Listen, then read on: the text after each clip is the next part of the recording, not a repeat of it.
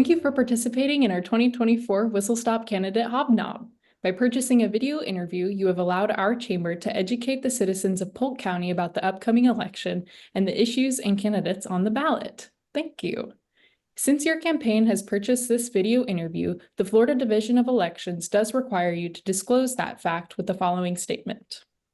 Those paid for and approved by Jennifer Jonsson, campaign for state representatives, 49, District 49.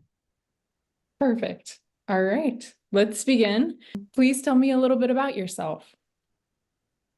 Well, my name is Jennifer Jonsson. I am from Polk County. I've been in Polk County since I was 9 months old. I went to Polk County Public Schools, graduated from Lakeland High School. I went to University of Florida, got my undergrad and master's from University of Florida. Had a few jobs and met my husband and dragged him back to Polk County, like so many of us do, because it's a great place to raise our family. Came here when my son was about 7 months old. I was raised by an entrepreneur. There are no excuses. You solve problems, you make things happen. My dad founded a business in 1987 in Lakeland called ACT Environmental and Infrastructure, and we've been out in Bartow since 1995. So I've been a part of my family business. My dad started it when I was 10 years old, so basically most of my life, but officially as an adult since 2005. So my brother and I run the day-to-day of that business today. And we have about 100 employees. We have everything from general laborers all the way up to professional engineers and everything in between. So I know when Tallahassee makes decisions that may affect our business, from not allowing us to invest back in our business, invest back in our team. So I know how the gravity of those decisions that are made in Tallahassee and the effects that they can have on business.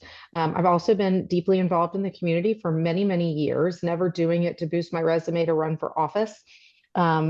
Our family lives by leave it better than you found it and give back to the communities in which you serve. So that's what I've always tried to do. So I was the youngest chair of United Way of Central Florida, and I was the youngest campaign chair of United Way of Central Florida at the time that I served. I'm very proud of my service there because it allowed me to see the needs in the community that exist. And if you don't know, you just don't know. And United Way of Central Florida covers a tri-county area. So it is Polk, Hardy, and Highlands County.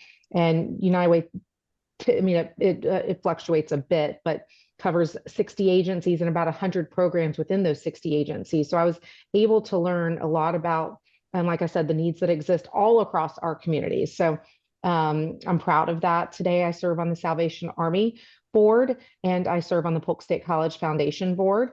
So again, I still continue to give back, and that's just a big part of who we are, who our family is, and we just know that that's the right thing to do. So let's see, I'm trying to think if I missed anything else. My husband and I have been married for 22 years. I have 3 children, 18, 16, and 14. My oldest just graduated and will be attending UCF in the fall. So I think that's about it. That's who I am. Perfect. Awesome. What is the biggest opportunity for your district in this next legislative session? We've got a lot of opportunity here, and I really have been on a learning tour to find out the needs that exist within this community. And what I've been finding when I knock doors is that people are very concerned about affordability. Things are too expensive. How can we look at those things to make it easier on our constituents, right? So what are those things that we can do? Also, insurance. Insurance is a huge, huge, huge issue.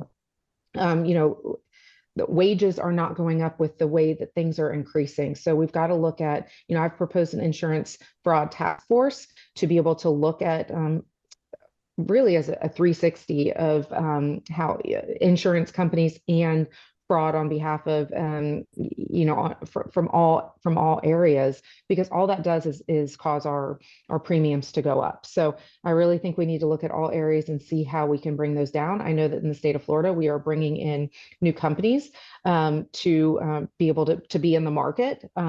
So hopefully that will help bring our premiums down, but I still think that we have a long way to go and there's a lot of things that we can do. Immigration's also been a big thing that I find when I go to doors, that people are not happy about the southern border. And I know that people say, well, that's a federal issue. I still think we need to be diligent in the state of Florida and make sure we have strong representation to support the governor, Governor DeSantis. Talk about, we'll send National Guard to support Texas and their southern border. And I support those things, but we need strong representatives that will make sure to push back against the federal government and make sure we're being diligent to protect not only our state and our waterways, but also the United States of America. I also, you may be asking me this question, but education is always a big thing to me. I'm a mom of three. I don't know if that's why it interests me so much, but I really think that, as a business owner in this community, a lot of things that are hard for us as business owners is in trying to hire great talent. It is a struggle, I think, for all businesses to hire great talent, and we're missing out. There's a lot of trades that it's hard to hire for trades. So I would like to learn more about how I can be impactful in that area. There's something called Florida Bright Futures. Not sure if you're familiar with that, but when you're in high school, you can apply for that program. You have to have certain test scores, things like that. A lot of kids believe if they're not going to college that there's no, Bright Futures is not for them. Well, what I've am finding, a lot of kids do not know that there's also something under Bright Futures called Gold Seal. And Gold Seal, you have to have 3 years of a programming, and the other, you have testing requirements and things like that as well. But then it'll pay for your trade. So like I said, a lot of kids don't, or families don't even know that exists. I'd like to look into see, a lot of kids that are going into trades, they don't know that they need 3 years of a programming, or what programs are available at their high school is not something they're interested in. So they don't do it. So they don't know that this is an option for them. So I'd like to look to see if there's a way that we can remove that barrier of that 3 year of a programming. Obviously, I think it's important that we have requirements for that, but how can we get rid of that barrier to where kids know that they have a payment mechanism to pay for a trade when they graduate from high school, that a lot of those trades have wonderful salaries.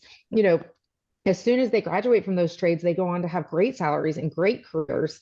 And I think we need to, I would really like to look in to see how we could get rid of that barrier and make sure to educate our community to know that that's there. And college is not the only way for success. Having a trade is a very respectable career, and that's a path for success as well. And everybody's path for success looks different. Absolutely. Well, that does kind of tie into our third question. What are your top 2 or 3 priorities if elected? Well, I think I've touched on those. So, I really want to look at the insurance fraud task force and see how we can make that happen. Anything affordability, whether that's making tax holidays permanent. How can we help relieve Floridians, right? I think it's important to look at from every area. The insurance is so important, in that affordability realm as well. But any ways that we can make it easier on Floridians, we have to look at it from every angle. And in the education as well, as I said, I'd really like to. I think businesses are struggling. We've got to make sure to have the talent pipeline, and I think looking at that Gold Seal and trying to educate our communities and seeing if I can be a part of getting rid of that barrier for the programming, I think will be some great things to accomplish for our state. Perfect. All right. What do you consider the biggest challenge of the position you are running for?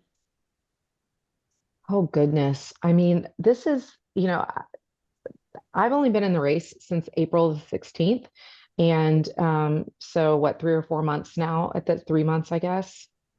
And so I think the challenge is knowing, learning the process, I think is good, but I come from a business background and I know that and the community. So I have great connections across this community with community leaders and with my business experience, I think that'll help me do well and be able to hit the ground running in Tallahassee. But I think really understanding um, committees and where I can be most impactful.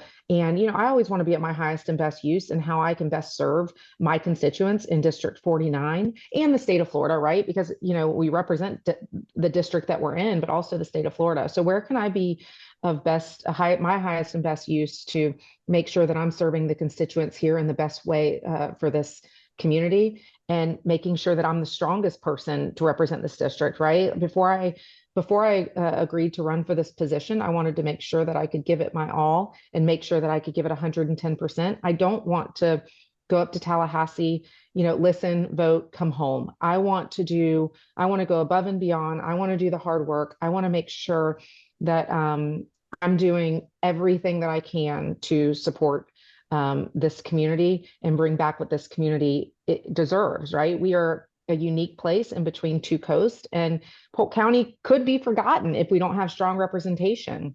And frankly, we have the open seat with Representative Killebrew terming out. So that seat is open in the Winter Haven, east side of Polk County. But we've got great representation in Representative Tomko and Representative Kennedy and Senator Colleen Burton and Senator Albritton. And so we've got great representation in Central Florida. And I know that I will work very well with them and be the best person to represent this district to make sure that we take care of the constituents here.